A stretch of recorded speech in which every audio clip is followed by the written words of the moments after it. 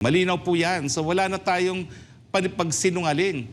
Ang ayaw ko sa inyo, nagpapanggap kayo eh. Totoo naman kasapi kayo ng CPP-NPA. Bakit nagpapanggap pa kayo? Hindi naman po krimen na maging bahagi ng CPP. Na-revoke na po yung batas na yan. Pero umamin naman kayo. Sus, Mariusip naman, oh. Lahat na po yung nagsasabi na talagang kayo po ay tinatawag na legal front at aminado na po yan. Ang sa akin lang, dahil kayo matagumpay naman na mangampanya para sa mga upuan sa Kongreso, bakit hindi na natin ibaba ang ating mga armas? Yun lang po sa amin.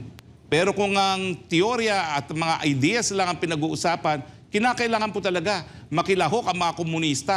Pero nagiging terorista kayo dahil sa mga ginagawa ninyo. So dapat talaga magpakatotoo tayo. Hindi na po krimen ang magiging komunista sa Pilipinas.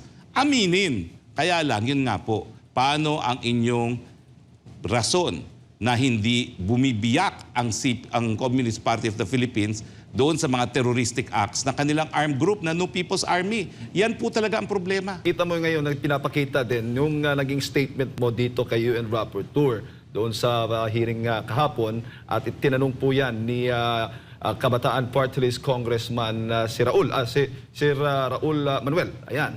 At mahilig daw tayo magtatag o red tagging dito nga sa mga opisyal ng gobyerno. Ano bang masasabi mo dyan, Attorney? Statement of fact, not red tagging. Yan po naging posisyon ng Philippine government naman dyan. No? Kahit saan po tayo makarating. At kaya nga itong red tagging na obserbasyon itong si Rapporteur, binasura rin ng ating gobyerno.